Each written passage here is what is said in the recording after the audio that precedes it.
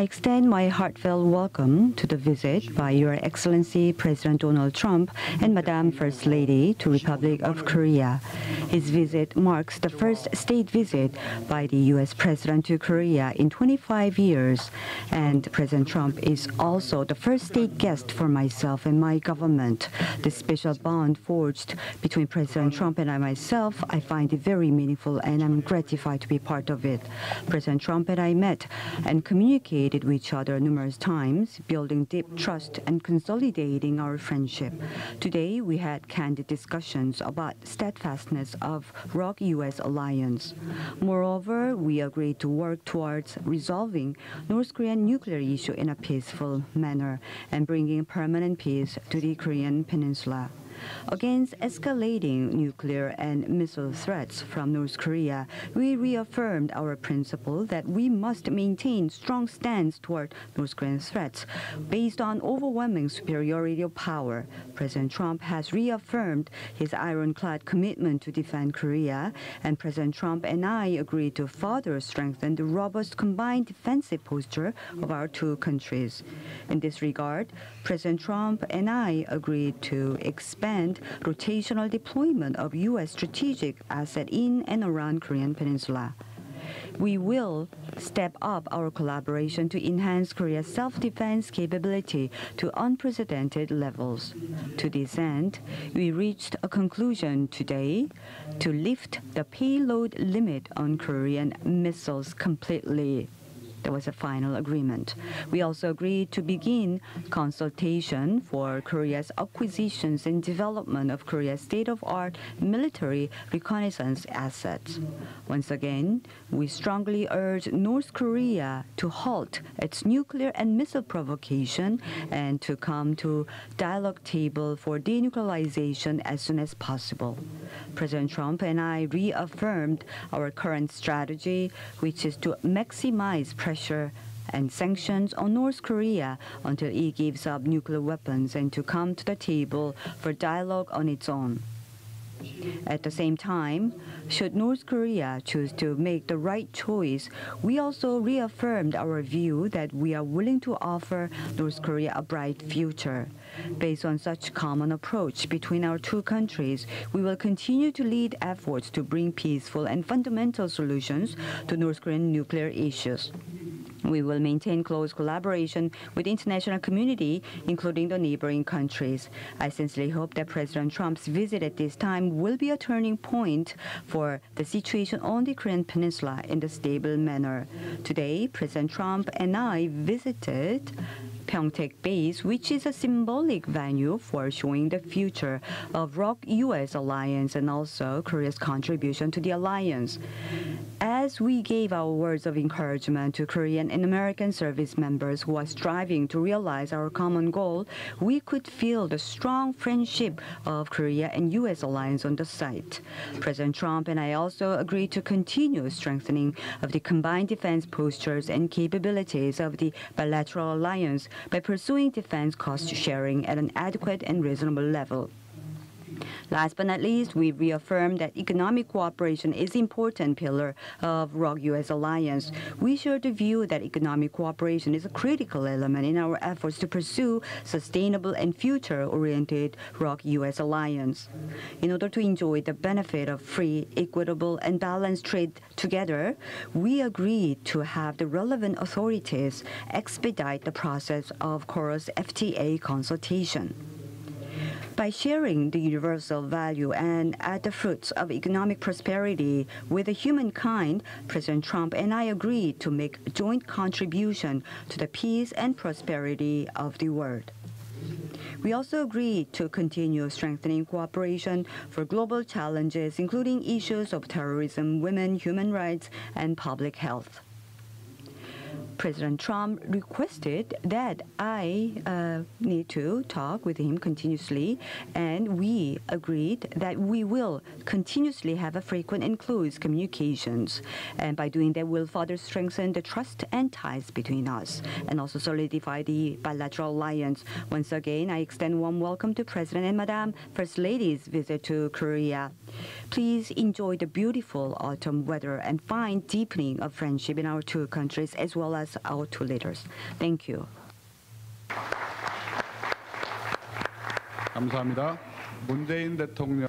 Thank you very much. That was an opening statement by President Moon Jae-in, which will be followed by President Donald Trump. Thank you very much, President Moon. Thank you for honoring us with the invitation to be here today and for the incredibly warm welcome and magnificent ceremony you have given us during our first trip to the very beautiful city of Seoul. Thank you very much. Melania and I had a wonderful time having tea with you and First Lady Kim. Thank you. At the beautiful Blue House, which I've heard so much about and now get to visit and see firsthand. We're looking forward to joining you for dinner this evening, and we have much to discuss. Today, the President and I had an opportunity to talk about a range of vital economic and security matters, including our trade relationship and our joint efforts to solve North Korea's grave nuclear threat to South Korea and indeed the entire world.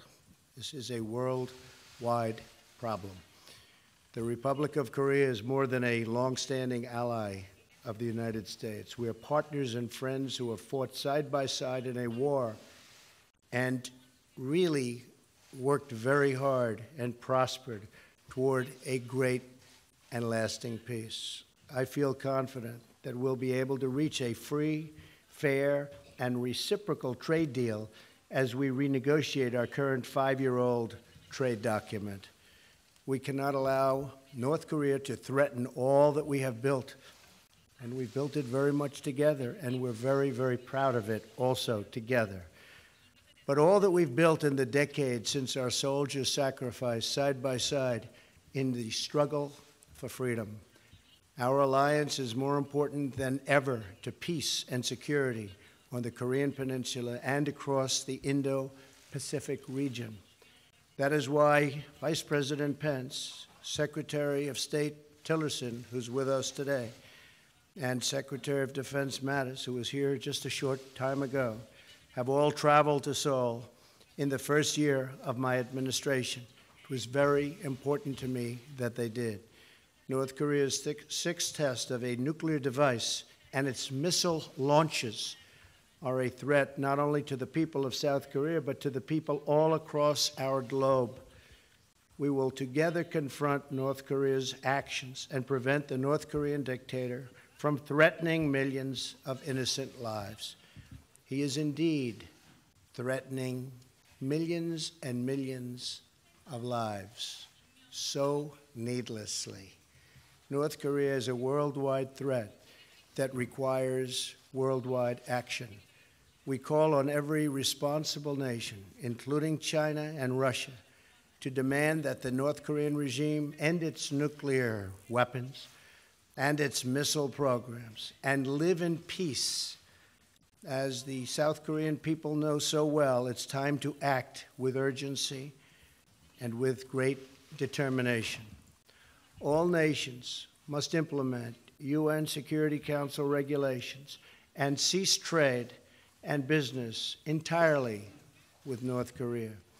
It is unacceptable that nations would help to arm and finance this increasingly dangerous regime. As we work together to resolve this problem using all available tools short of military action, the United States stands prepared to defend itself and its allies using the full range of our unmatched military capabilities if need be. The crucial U.S. security partnership with South Korea is just one aspect of our enduring alliance. We also share deep partnerships on a range of issues, from cultural exchange to cutting-edge advances in science and medicine, and the very important issue of trade. Currently, we are looking at ways of improving our economic relationship.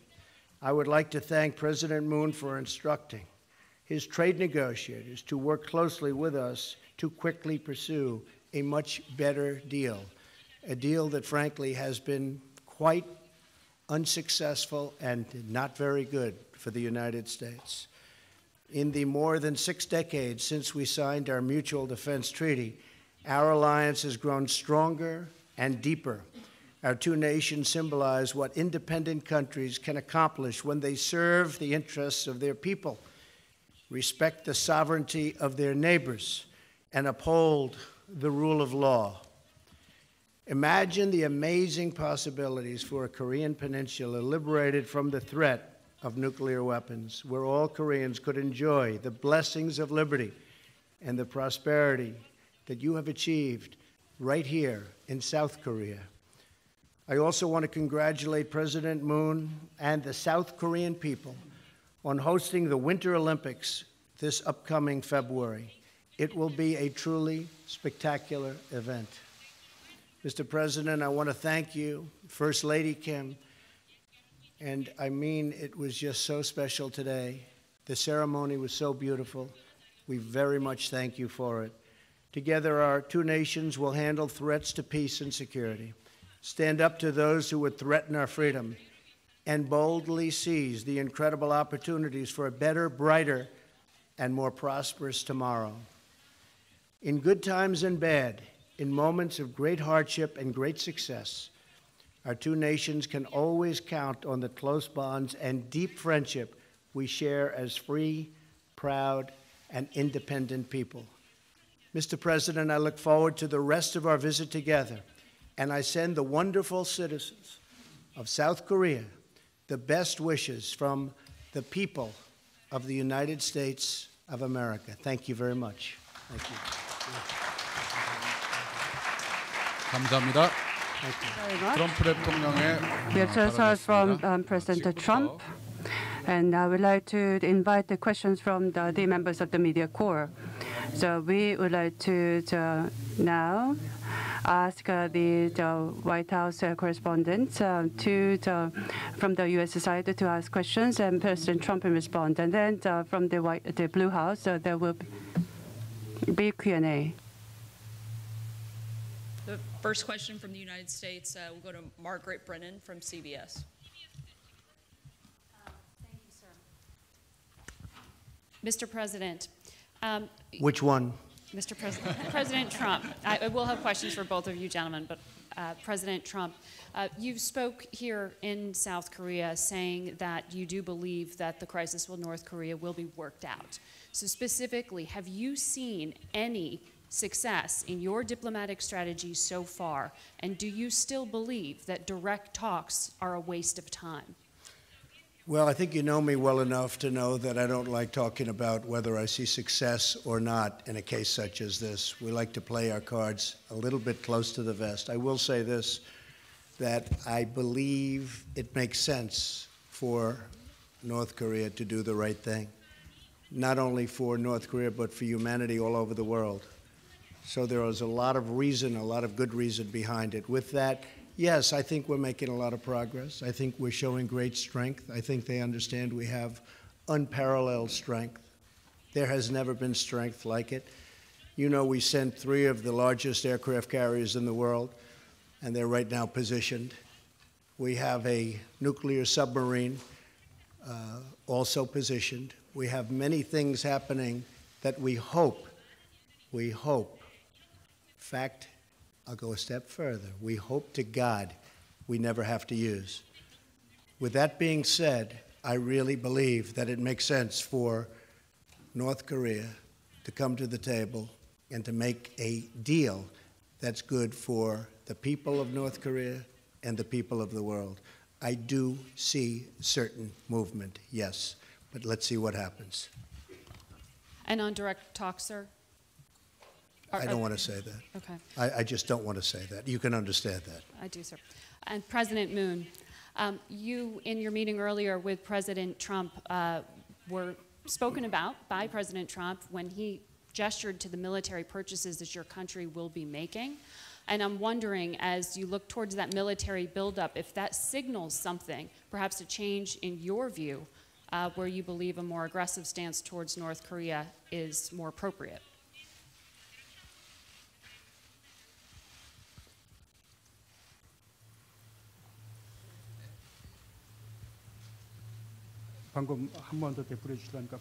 If I could have the question repeated again, are you referring to the acquisition of the military assets, or are you referring to the military tensions that could be incurred? 예, 트럼프 대통령께서는 한국에서 군사적인 획득을 하실 것이다. 군사적인 장비들을 구매하실 것이라고 했는데 이것이 어떤 것을 의미하느냐, 이것이 뭔가 변화를 예.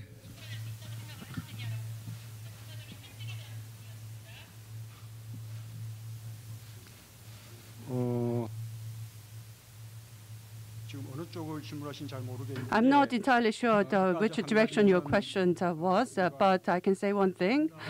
When it comes to the state-of-art reconnaissance assets and the strategic assets, on acquisition of this U.S. strategic assets, we have agreed to begin the consultations for acquisition, Korea's acquisition of such assets. And that is to enhance Korea's defense capabilities and also the combined defense posture of Korea and the United States. I think it is essential. I may add to that the President and I have agreed they'll be buying which they want and which they need, and everybody thinks it makes a lot of sense. We make the greatest military equipment in the world, whether it's planes, whether it's missiles, no matter what it is. We have the greatest military equipment in the world. And South Korea will be ordering billions of dollars of that equipment, which frankly for them makes a lot of sense. And for us, it means jobs. It means reducing our trade deficit with South Korea. But they'll be ordering billions of dollars worth of equipment, and we've already approved some of those orders. Okay? Thank you. 예, 다음은 Yes, 문재인 대통령께 next we'd like to 질문받겠습니다. I have the questions raised to President Moon from the Korean reporters. Please raise your hand. Yes, Mr. Moon Byung-gi of Donghwa Daily newspaper. Please go ahead.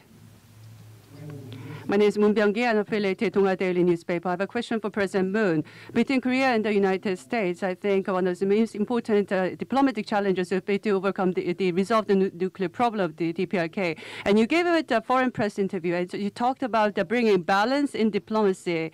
And you talked about resolving nuclear problem and close cooperation between Korea and the United States. And you talked about China's role. Are you referring to the balance between the U.S. balance of Korea between U.S. and China, or I refer to something else? You have had a third summit meeting. At the summit meeting we just had, you said that you have agreed to bring a permanent peace settlement on the Korean Peninsula. And what kind of role are you expecting the United States and President Trump to play with regards to settling peace on the Korean Peninsula? Yes, on the bringing balance in our diplomatic approaches, this is not about our stance vis-à-vis the United States and China. We are trying to bring a solution to the nuclear problem, DPRK nuclear problem, and to bring permanent peace on the Korean Peninsula. And moreover, we would like to promote peace, stability, and prosperity of the Northeast Asian region. So we would like to expand our diplomatic efforts in this regard, and that should include our efforts for China, as well as ASEAN and Russia and the EU.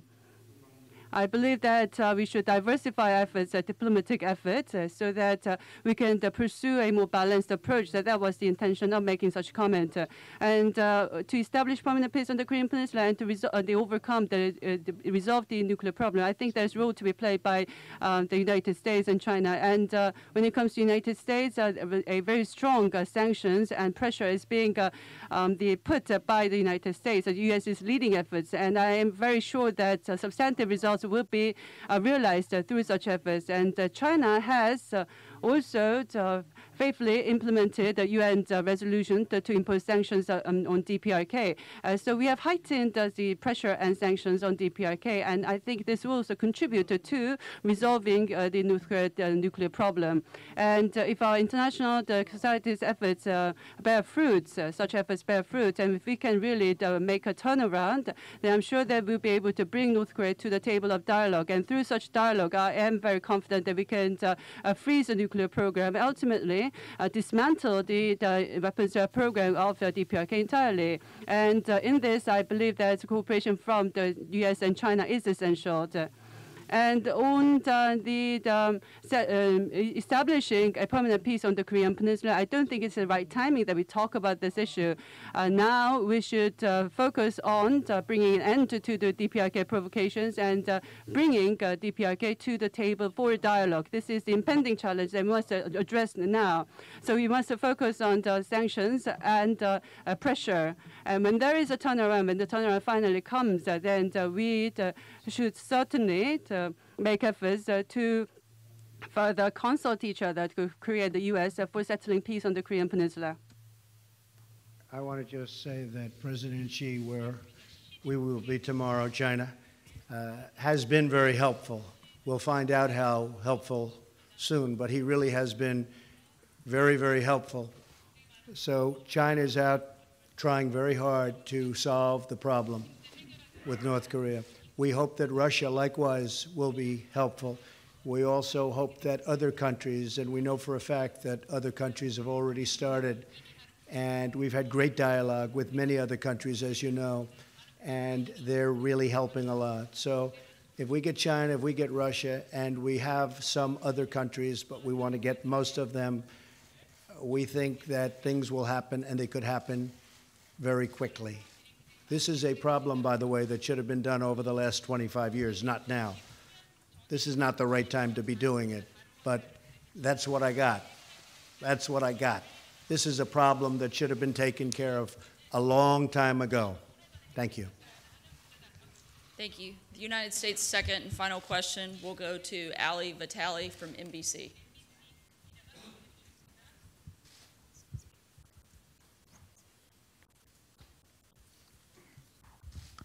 Thank you, Mr. President.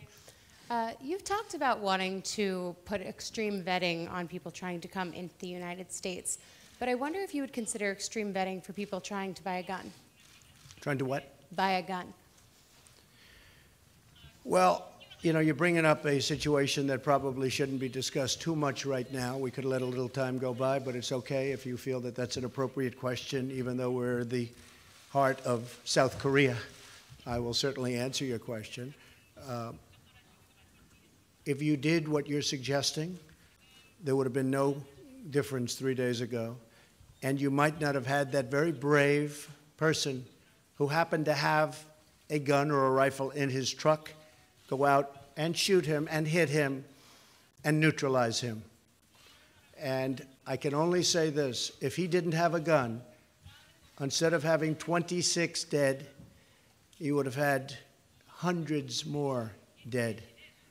So that's the way I feel about it.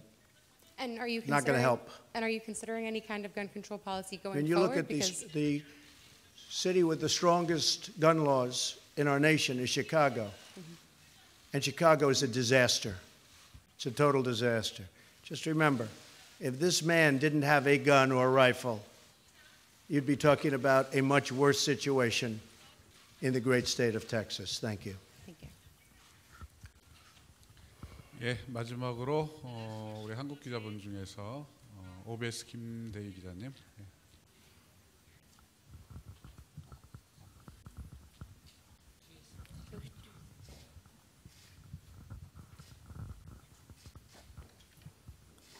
트럼프 대통령에게 질문을 For the 하겠습니다. President Trump, today you visited the Pyeongtaek military base as your first stop, and we have allocated 9 trillion won for the building of the military base, and there has been a bit of a confrontations with the residents of the Pyeongtaek over the construction of the Pyeongtaek base. So to Koreans, a lot of taxpayers' money has been put in to build the Pyeongtaek base, and a lot of sacrifices have been made to build that base. So you visited the Pyeongtaek base today, And many people talked about free riding of Korea against the security of the United States. So what are your feelings about such talks as you visited the Pyeongtaek base? And another question I have is that people have concerns about Korea passing, although a lot of that has gone away. People are still concerned that Korea may be neglected in diplomacy. So what are your views on the Korea passing? Can you say for sure, for certain, that Korea passing no longer exists for the Korean people? I'll start off with your second. South Korea, Republic of Korea, Korea is very important to me, and there will be no skipping South Korea. I can tell you that right now. Plus, I've developed great friendships, not only with the president, but with others, and we're not going to let them down, and they're not going to let us down. Because we're doing a lot for them, to be honest. We're doing a lot for them. As far as the base is concerned, I thought that Humphreys was an incredible military installation. I know what it cost, and it's a lot of money. We actually spent some of that money, and as you know, that money was spent, for the most part, to protect South Korea, not to protect the United States, but some of that money was spent by us. That being said, that was long before my time. And I'm sure I could have built it for a lot less. That's what I do. Thank you. 예. 예, 그 점을 제가 좀 보충해서. Well, if you don't mind, I'd like to make some supplementary remarks. Today, President Trump visited Pyeongtaek military base, and his visit shows through his visit, we were able to show that Korea is making significant contributions, huge contributions to the Chorus Alliance. I hope that that has been felt by President Trump. And at the expanded summit talks, he has expressed his appreciation for the construction of the splendid base. And at the Pyeongtaek base, with the 8th Army Commander, as well as the USFK commander, we had a briefing by the commanders, and there was a strong emphasis on that part as well. Ladies and gentlemen, I would like to now conclude the press conference of President Trump and President Moon Jae-in. I would like to extend our appreciation to the members of the diplomatic corps for being here. Thank you.